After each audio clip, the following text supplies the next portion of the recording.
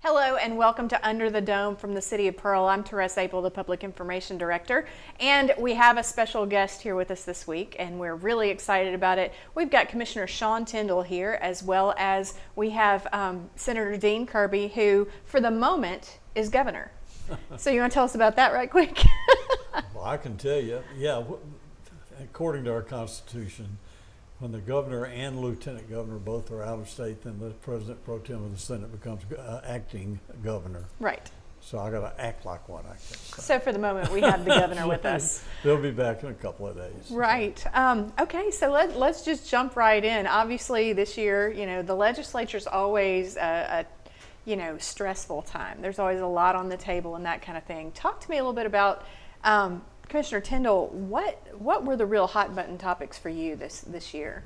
We had several bills that we worked with our legislative delegation and legislators across the state on that I feel like were important for public safety, and we're proud that most of the ones that we advocated for got passed.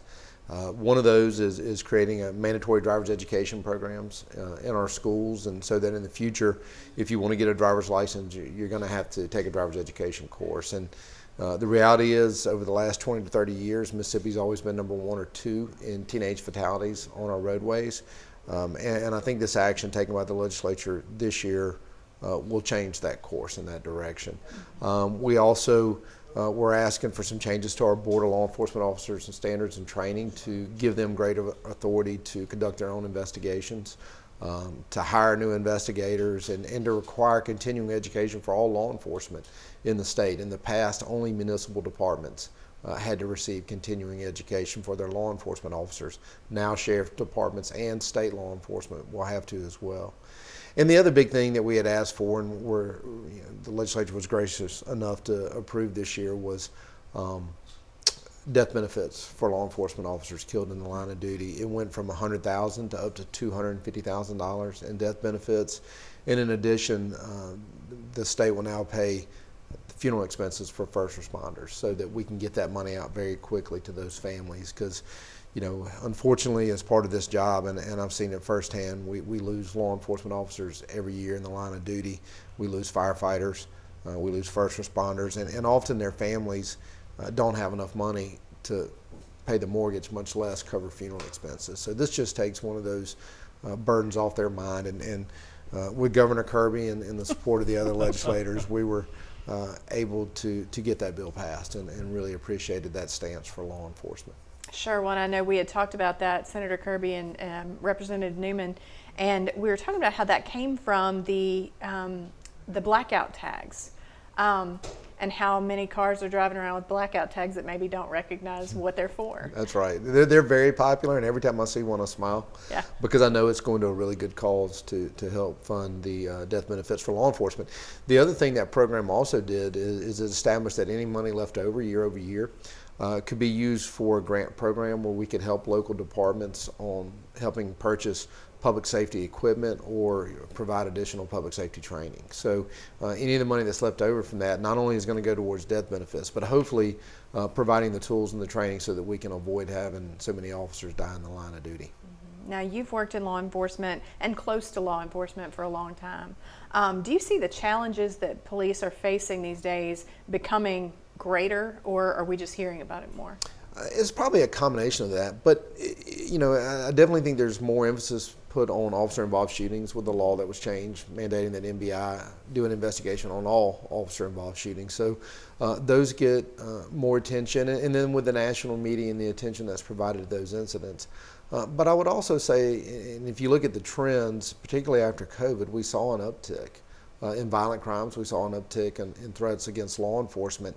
And I think a lot of that was some of the national narratives that were going on regarding police. And one of the things that I'm really excited about with the driver's education bill is it gives us a greater opportunity to get into classrooms from a law enforcement perspective and talk to these young people who might have never had any interaction in their life with law enforcement, or even a good conversation with their parents about how to interact with law enforcement, and to put those law enforcement officers in the classroom so that they can understand the law enforcement officers are there to try to keep them safe. They're not their adversary. They're trying to help them. And if you do want to challenge their the ticket that they have written, there's a process for that in a courtroom. So excited about that, and I think the more we do to get engaged with young people, to get engaged with the community from a law enforcement perspective, we can fight back against that narrative. Sure, it seems like that's also a good place to put some education of what to do when you get pulled over. That's right, absolutely. And you know, a lot of people don't understand when an officer's approaching that car and the lights are off and you're digging in the glove box, and maybe it's as innocent as trying to find your insurance card before he gets there. He doesn't know what you're reaching for, or she doesn't know what you're reaching for. So I think it's important to have those conversations, particularly with young people. And again, to take away some of that fear and apprehension that they might have in that initial interaction. Mm-hmm. Well, and I've said in front of Senator Kirby and Representative Newman, Governor Kirby's Governor easier. Kirby. Dean would work. Yes, yeah. well, I've said in front of both of them before that you get in traffic these days, and I'm like, take driver's ed, you know, and then thank you. Here it So is. thank you from me. Now, one of the things that people have been watching closely for the last couple of years is how Capitol Police is working out. I know that as someone who, during my reporter days, rode in, you know, with Jackson PD's front lines, it's a tough world out there, and your guys are asked to kind of step up in a place where there has not been strong coverage by police for a while. Talk about the challenges that the Capitol Police face, and kind of where are we with Capitol Police? What's in the future? Well, they're growing. You know, the size has gone from about 75 police officers to currently over 150. Chief Lucky and his team have done just a great job of building that police department to where it is now. We've also worked trying to make sure we have good relationships with our local law enforcement partners, Hinds County and Jackson PD, and we had the Operation Unified, which was announced recently and has been a huge success with all those agencies coming together on a unified front, trying to make the city of Jackson and the CCID safer. There are plans, and another bill that was passed this year by the legislature was to expand the CCID a little bit further north, and with that we're going to get some additional resources to grow out that police department. And what I've assured Chief Wade and others with the city is that this isn't us trying to take over. This isn't us trying to say that y'all aren't doing a good job. Jackson PD is a very good police department, particularly when they're allowed to do their job. And so working hand in hand, I think we're putting a better product out there across the board between the SO, JPD, and Capitol Police, and a really good thing for law enforcement that we don't talk about enough is law enforcement salaries. Capitol Police came out and we upped our salaries to try to recruit talent to come join the police force. Now other departments across the Jackson Metro are doing the same thing, and that's a good thing. When officers are getting paid $38,000 a year to start, I just don't think you're going to get the numbers that you need to be successful in law enforcement at that starting salary. So now we're seeing them approaching 50,000, and that's more commensurate with the risk of the work that they're doing and the importance of the job that they have. And as we increase those salaries, and the legislature authorized some pay increases for our law enforcement as well, that rising tide is going to raise all our ships, and we're going to have safer communities. Well, and it seems too that to have the different, you know, you've got JPD, you've got you guys, you got Highway Patrol and Hinds County all right there in that same area, to have the different talents that each brings, and you know, if one may have its hands tied on one thing, you've got others that can fill that gap. I feel like that's got to be a big plus. Absolutely, joint operations and working together, and you know, there have been occasions where Capitol Police has gone and helped Pearl or other departments, or Pearl has come and helped the city of Jackson in an operation, or helped Capitol Police in an operation. So at the end of the day, they're all working together and try to bring down some of those lines so that we have a safer Mississippi, safer Jackson Metro. And you know, Mississippi gets recognized as being at the bottom of a lot of categories, but U.S. News and World Reports recently put out its list of states and where they ranked in various categories. Mississippi was number 17 in the country when it came to public safety, and I was really proud of the improvements that we've made in that arena, and I think it's all those organizations that you talked about, Highway Patrol, Capitol Police, local departments, state departments, all working together to make us safer Mississippi. Absolutely. Now, Senator Kirby, you had to be in on kind of the brains that started to put this thing together. Has it worked out like you wanted it to? Wonderfully, yeah. You know, of course we have some complaints. You're always going to have complaints no matter what you do. But overall, let me tell you, it's worked out wonderfully. People constantly calling me now saying thank you. It's I don't know that we could have done anything any better at the time. Honestly, it's worked out real well. Let me tell you about the commissioner. First off, I won't tell everything. I'm kidding. Thank you. I could, and it would all be good. I had the honor of working with the commissioner when he was in the Senate, and he was a great senator. And of course, then he became a judge. He was a great judge, and then he goes over and becomes a commissioner. And let me tell you, we used to get calls daily, some kind of complaint, all the time. Most of them were on driver's license. What did it take you, a day to straighten that out? I mean, it seemed like overnight he straightened that problem out. I haven't had a call on driver's license almost since you've been there. Honestly, it's really, really made a difference. So I know that's a minor thing, but it's a major thing, and it's really important to parents and their children. I had a granddaughter just got her driver's license, and she's driving today by herself for the first time. So, you know, it's a big deal, and she's real excited about it. Her mom's, matter of fact, I'm taking her today to pick up her new cars, so the daughter will have a car to drive to school. And it's, you know, I'm not saying what kind it is, but it's, you know, it's a car. Yeah. Let's put it that way. And so she's excited. But the little things that they do, and just knowing that you're safe. When we walk out of that Capitol building at night, I feel safe. When you were there, I'll guarantee you, and we say a lot of late nights, you could walk out, you wouldn't wait 5 minutes on the steps, you'd hear gunfire. Every time, and more than once. I mean, it's just boom, boom, boom all the time. Never hear that anymore. Never hear that anymore. When you walk out of the Capitol now, there's blue lights there. Flashing air all over the place. You feel safe. You have Capitol Police there that they have sufficient number now. Well, we're going to add more. I think we just upped it to what, 187? 187, and the plans to go to 220, and 250. And the people in Jackson knowing that they're there. I mean, I get calls saying thank you so much. I wish we'd done this years ago. I feel so much safer with Capitol Police in addition to the Jackson Police. So. Yeah, it's made a big difference, and he's the brains behind it. You know, I'm there to serve the people and do what I think is right, and everything he suggests is right, and I try to do it. So he's never come up with a bad idea that I know of. So right. He does a great job. We're just lucky and honored to have Sean Tindell as our Commissioner of Public Safety.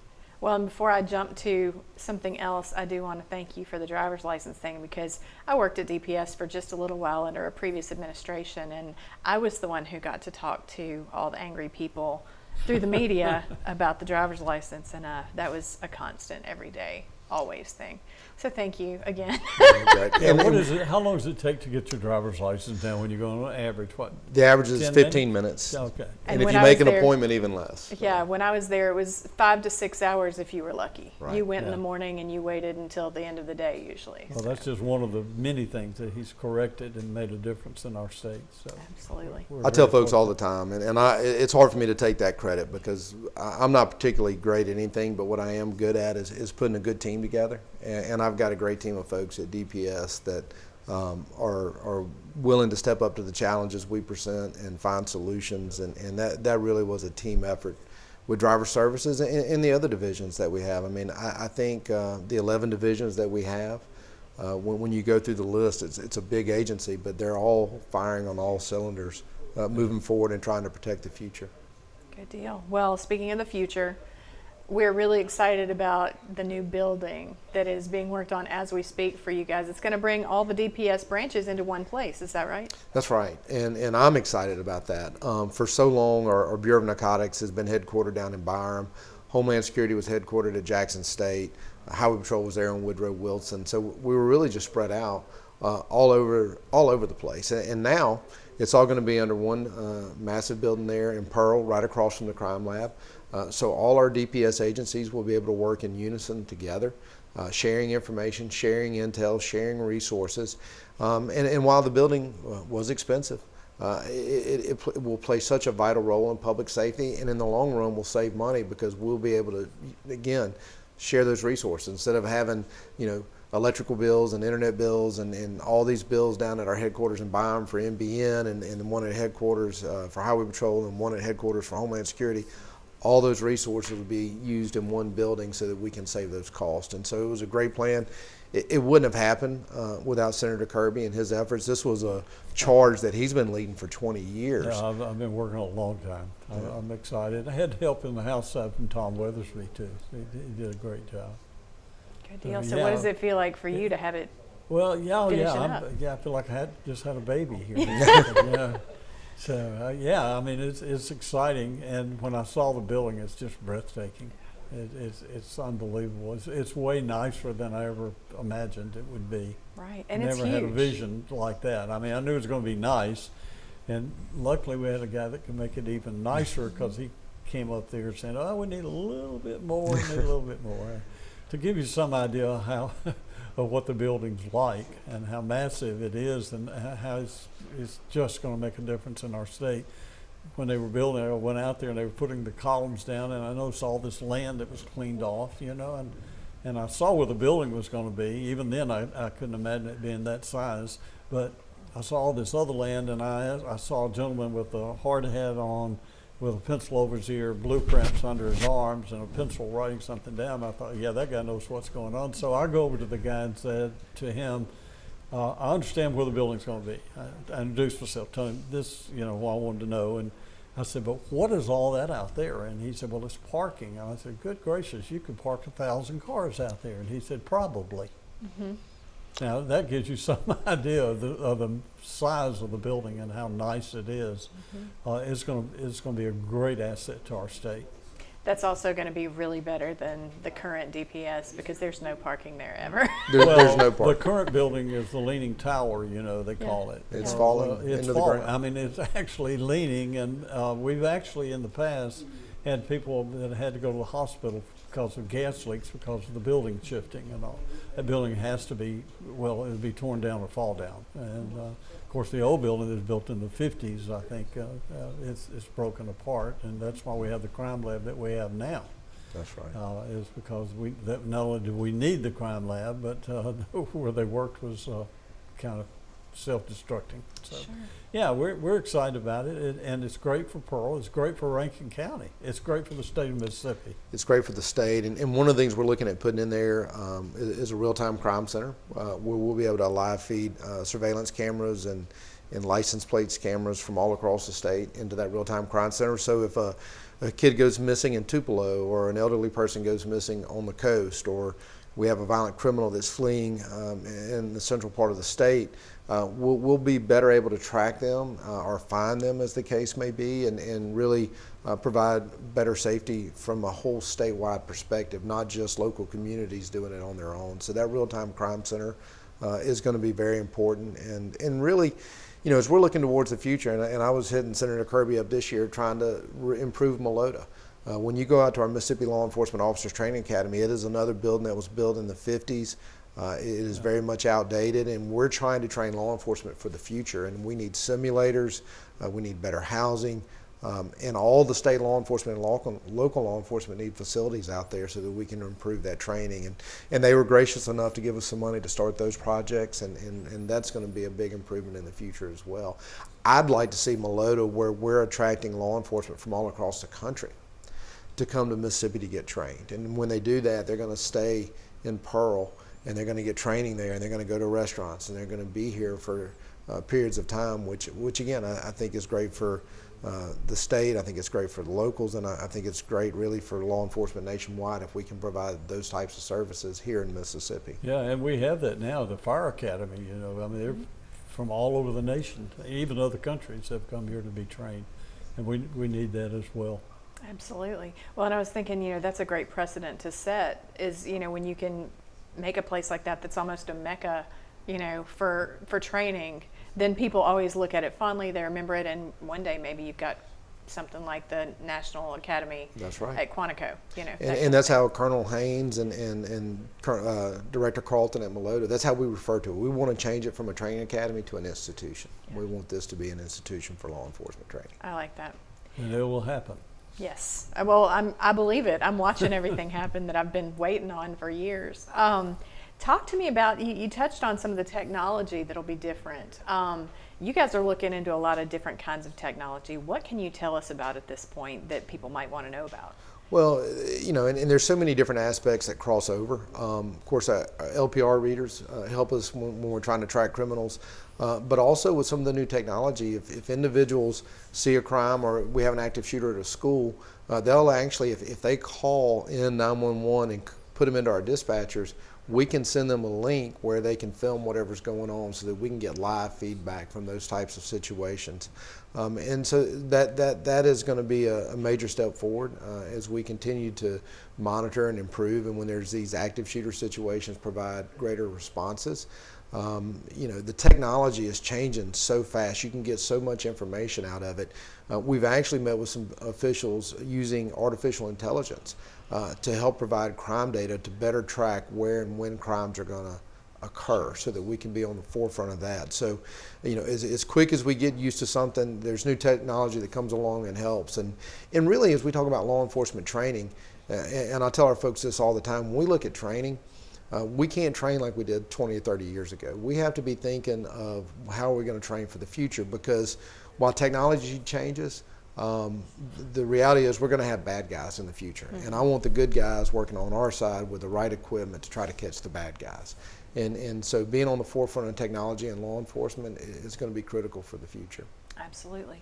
Now, we've talked about Capitol Police. Tell me about where we are with Highway Patrol right now. I know that through the years there's been, you know, on occasion I've written stories about we've got a trooper shortage or things like that. Where are we on numbers, and kind of what does it look like for the future? I think Highway Patrol is in a great place. For the last 6 years, we've had Highway Patrol trooper schools that have graduated in each of those years. That is a trend that the governor is committed to continuing. So we've already started recruiting for our next trooper class. We had one just graduate 3 weeks ago, and we will have, you know, all things going like they are. We'll have one every year, and that's the plan. Right now we're at about 500 troopers statewide, but when you take some of the administration out of that, you take MBI agents out of that, you take executive protection out of that, and those that work on task force, we're really down to about 320 to 50 out there working on the road troopers. And we're hoping to grow those numbers and get up to about 600 troopers. And then also with MBI now being open to outside agents, if we have troopers that want to go to MBI, there will be a pathway. But we're not taking troopers off the road to fill that void by bringing in that talent to MBI from outside agencies. So hopefully that will increase our road presence as well. And it's disturbing. I was recently in Starkville, and I was looking at our CAD system, and you know, I think that district is about 9 counties, and we had 2 troopers working the road that morning. And if my daughter was going to Mississippi State, which I'm not sure that she would, but if she was, I would want to know on the way up there that there were troopers on the road, that there was an accident, could respond and make sure that she was okay and provide any aid that she might need. Sure. It's a lot of people don't know how big some of the districts are. They really are. They're, you know, 9 to 10 counties each district. So. Mm-hmm. And if you've got 4 troopers that can work it, that's 2 during the day, 2 at night, and that doesn't count. Yeah, and that just doesn't cover it. Yeah. You know, and that's where if we can get more troopers out on the road, again, it's a safer Mississippi. You know, another interesting thing that came out of COVID, and for whatever reason, the average speed limit on tickets nationwide has gone up. It's increased, and we're seeing a lot more super speeders, people going over 100 miles an hour. And so it plays a very important role when Highway Patrol and state troopers across the nation are out on the road monitoring traffic enforcement, just to slow people down. Absolutely. Well, and now we'll kind of get into you a little bit. Earlier, before we got started, you said that you hadn't had a job that was quite as challenging as this one. Talk about, you know, since you got there and where you are now, what were some of the challenges that you've overcome or that you're still working on, and kind of what, I mean, you don't have to get specific, but where do you see your real strengths are now? You know, I tell folks this is the most challenging job I've ever had. And I started working when I was 10 years old, busting tables at a fried chicken restaurant on the Mississippi Gulf Coast called Cajun's Fried Chicken. And so I've worked most all my life now. And this job has presented a lot of challenges. And it gave me a different respect for law enforcement and first responders, because on the weekend, the phone doesn't stop ringing. On holidays, the calls keep coming. On family vacations, I've been with the family in Disney World and dealing with ice storms back here. And so it is one of those jobs that is nonstop, and you're dealing with 1,500 employees, and you're trying to make sure that you're supporting law enforcement statewide. So it presents a lot of challenges. But with that, and the support that I have from my wife, Claire, looking after our 4 kids at home, and my mom, I've got a support system at home that really allows me to focus on the job. And it's been the honor of my professional career to be in this role. And I tell law enforcement officers across the state, I've never gone to a law enforcement training academy. I've never made a traffic stop. I've never investigated a crime. I've been an attorney, an advocate. I was a former prosecutor, former legislator. I was an advocate for my constituents. As a judge, I was an advocate for, I believe, justice. And I've told them I want to be an advocate for law enforcement across the state. And I want to do everything I can to make you, get you in a position where you can do your job better. And so I think they've appreciated that and really bought into what we've been trying to do, whether it's sheriffs or police chiefs or state law enforcement. And I'm proud of DPS. We're starting to come together as a family, unlike ever before. It's always been viewed as 9 different agencies underneath one umbrella, and we're really starting to get the buy-in that it's the Department of Public Safety, and we're all working together, helping each other. Colonel Haynes has started a new program called the DPS Games, where we're going to bring representatives from every division on a weekend, and we're going to have a series of events and have some competition, and then we're going to break bread. And those are the types of things that I think help improve our agency, and hopefully others will follow suit and see that we're all trying to work together. And so again, it's been an honor in my lifetime. God willing, I will continue to have an opportunity to serve. I don't know, the head of DPS, the commissioner, has to be appointed by the governor and approved by the Senate. You did. I'm appointed at least for the next 3 days while Governor Kirby's in office. Yeah. But I feel good about where I stand for the next 3 days. I don't know about when Governor Reeves gets back. But, I think you're in great shape there. One thing we hadn't even talked about, cybersecurity. Oh, yeah. And how the new facility is going to help you with that, and just having the space and the equipment and all to do the things you need to do. That's right. We're going to have a cyber center there. Mississippi Office of Homeland Security has been working with the legislature, working with the governor's office, and working hand in hand with the AG and other departments that work on cyber to make sure that we have a cyber center there at the new headquarters, and everybody, again, is working together.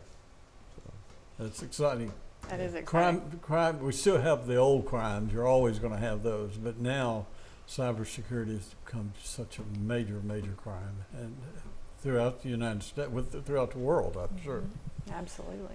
Yeah, no, that's exciting because, it's almost daily you see where somebody's being hacked or somebody's got a phone scam or, there's all this kind of stuff. I got an email not long ago that was somebody pretending to be one of my employees in my business on the side saying I need to update my billing information or my payment information. And I knew it wasn't her, so I just wrote back, I'm going to put my cybersecurity friends on this, and they wrote back, good luck.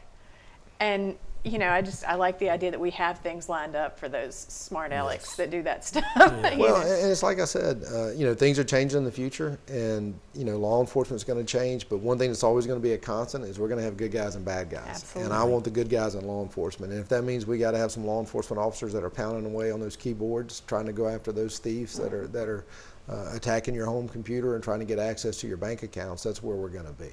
Now, you mentioned good guys, and just a minute ago you mentioned Colonel Charles Haynes. He's come in and he has just a little different approach than some of the folks that have came before him. Tell me about what he looks like from your angle. I mean, to us, I see him doing great things with Highway Patrol and the people underneath him. Yeah, no, I agree. And I was fortunate enough to work with Colonel Ginn, who was a great colonel in his own right. And but when you bring somebody like Colonel Haynes in, who is actually a doctor. Dr. Haynes has received his doctorate and is big on the technology front, is big on the personal and human management of our officers, and really trying to approach it from a more, modern approach, if you want to say that, or however you want to describe it. He's tackling it a little bit different, and I think he's looking at training and ways that we can improve that and make sure that we're not just doing things for the sake of doing them the way we used to. which is important. I think our history is very important. We want to make sure that we honor and protect that. But we also have to be looking towards the future and the challenges that these officers are going to face. And you talked about it earlier.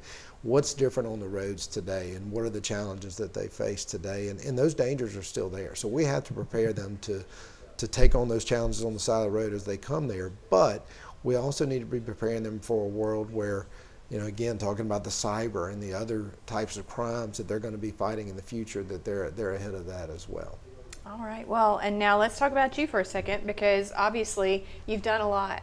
And now you've been, an agent of change for DPS that I think has just been phenomenal to watch.